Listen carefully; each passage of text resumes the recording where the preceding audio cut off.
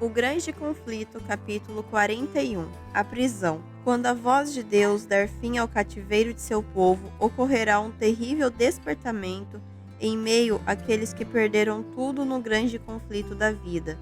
Cegos pelos enganos de Satanás, os ricos se orgulhavam de ser melhores do que os menos favorecidos. Haviam deixado de alimentar os famintos, vestir os nus, exercer a justiça e amar a misericórdia. Então perderam tudo que os tornava grandes e ficaram sem nada. Com terror assistem à destruição de seus ídolos. Venderam a própria alma por prazeres terrenos e não se tornaram ricos para Deus. Sua vida foi um fracasso e seus prazeres ficaram amargos. Os ganhos de uma vida inteira vão embora em um instante. Os ricos lamentam a destruição de suas grandiosas casas, a dispersão de seu ouro e de sua prata, e temem perecer com seus ídolos. Os ímpios lamentam os resultados por serem como são, mas não se arrependem de sua maldade. Os pastores que se sacrificaram à verdade a fim de conquistar a aprovação popular reconhecem agora a influência de seus ensinos.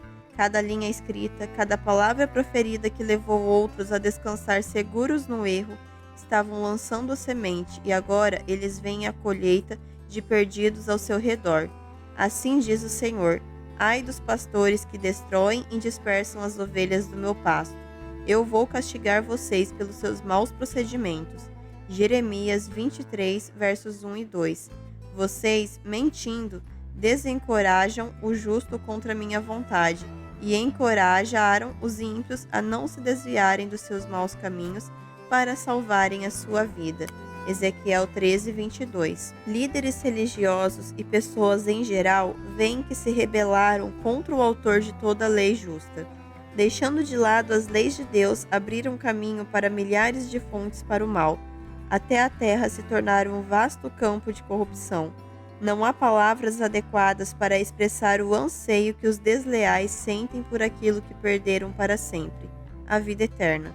As pessoas acusam umas às outras de haverem sido responsáveis pela destruição, mas todas se unem na mais amarga condenação aos pastores infiéis que profetizaram coisas agradáveis. Isaías 30:10.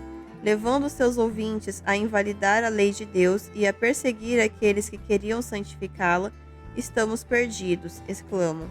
E vocês são os culpados. As mesmas pessoas que antes os cobriam de honras e elogios vão se voltar contra eles para destruí-los. Por toda parte haverá conflito e derramamento de sangue. Por longas eras, o Filho de Deus e os mensageiros celestiais estiveram em conflito com o maligno, a fim de advertir, esclarecer e salvar os filhos dos homens. Agora a decisão de todos está tomada. Os ímpios se unem completamente a Satanás em sua luta contra Deus. A controvérsia não é somente com Satanás, mas também com os homens. O Senhor faz acusações contra as nações. Jeremias 25:31. O anjo da morte. Então o anjo da morte sairá, representado na visão de Ezequiel pelos homens com armas de extermínio, os quais recebem a ordem: matem sem piedade ou compaixão, velhos, rapazes e moças, mulheres e crianças, mas não toquem em ninguém que tenha um sinal. Comecem pelo meu santuário. Então eles começaram com as autoridades que estavam na frente do templo, ou seja, aqueles que alegavam ser os guardiões espirituais do povo. Ezequiel 9:6. Os falsos atalaias foram os primeiros a cair. O Senhor está saindo da sua habitação para castigar os moradores da terra por suas iniquidades. A terra mostrará o sangue derramado sobre ela. Não mais encobrirá os seus mortos. Isaías 26:21. Naquele dia, grande confusão causada pelo Senhor dominará essas nações. Cada um atacará o que estiver ao seu lado. Zacarias 14:13. Na luta ferrenha das próprias paixões desenfreadas e pelo derramamento da ira de Deus sem mistura, sacerdotes, governantes e indivíduos maus cairão. Naquele dia, os mortos pelo Senhor estarão em todo lugar, de um lado ao outro da terra. Jeremias 25:33. Na volta de Cristo, os ímpios serão destruídos pelo resplendor de sua glória. Cristo levará seu povo para a cidade de Deus, e a terra não terá mais habitantes. Vejam, o Senhor vai arrasar a terra e devastá-la, arruinará sua superfície e espalhará seus habitantes. A terra será completamente arrasada e totalmente saqueada. Quem falou esta palavra foi o Senhor. Desobedeceram as leis, violaram os decretos e quebraram a aliança eterna. Por isso a maldição consome a terra, e seu povo é culpado. Por isso os habitantes da terra são consumidos pelo fogo. O planeta parecerá um deserto desolado.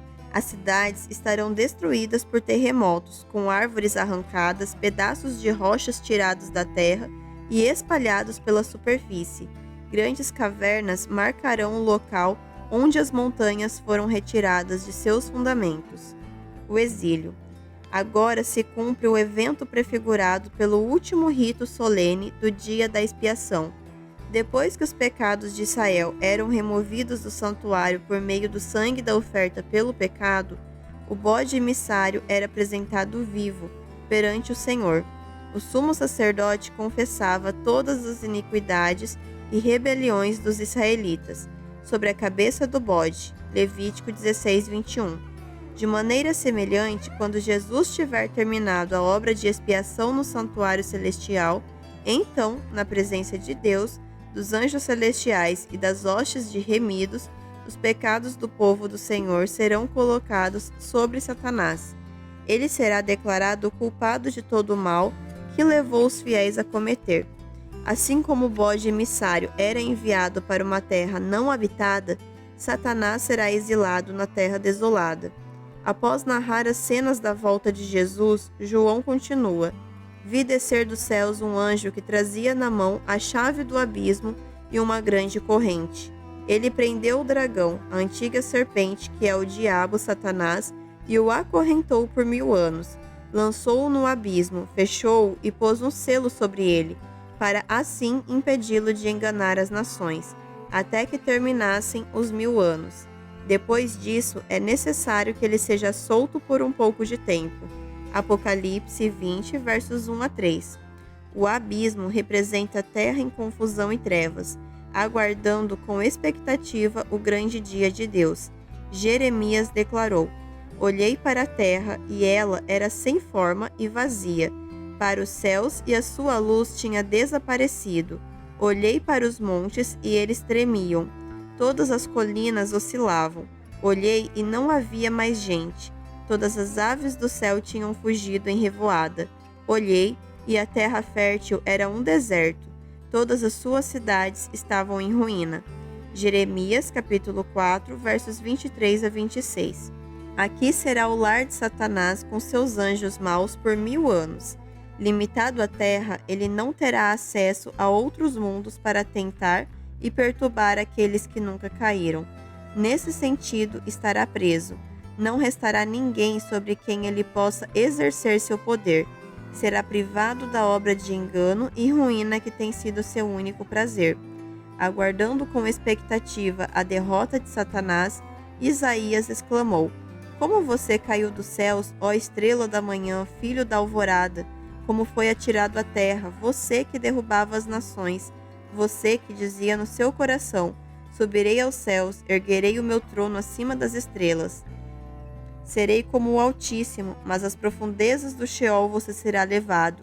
Irá ao fundo do abismo. Os que olham para você admiram-se da sua situação e a seu respeito ponderam: É esse o homem que fazia tremer a terra, abalava os reinos, fez do mundo um deserto, conquistou cidades e não deixou que os seus prisioneiros voltassem para casa?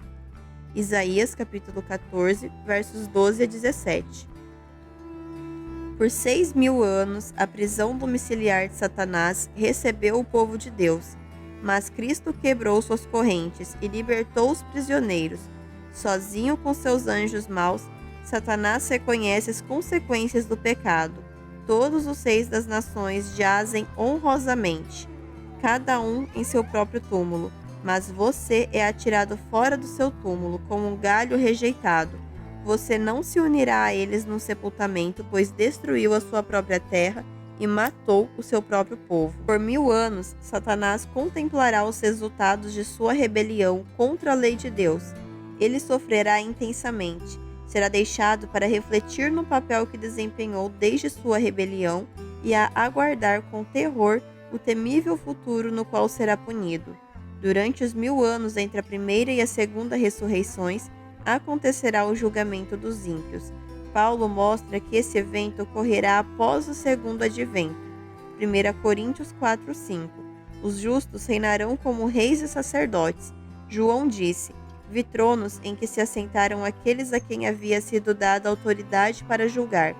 Serão sacerdotes de Deus e de Cristo, e reinarão com ele durante 1000 anos. Apocalipse 20, versos 4 e 6. Nessa ocasião, os santos hão de julgar o mundo. 1 Coríntios 6:2. Em união com Cristo, eles julgarão os ímpios, decidindo cada caso de acordo com os atos feitos no corpo. Então o castigo que os maus sofrerão será definido segundo suas obras e registrado junto a seus nomes no livro da morte. Cristo e seu povo julgarão Satanás e os anjos maus. Paulo disse: vocês não sabem que haveremos de julgar os anjos? 1 Coríntios 6:3. Judas declarou: quanto aos anjos que não conservaram suas posições de autoridade, mas abandonaram sua própria morada, ele os tem guardado em trevas, presos com correntes eternas para o juízo do grande dia. Judas, capítulo 6. Ao fim do milênio acontecerá a segunda ressurreição.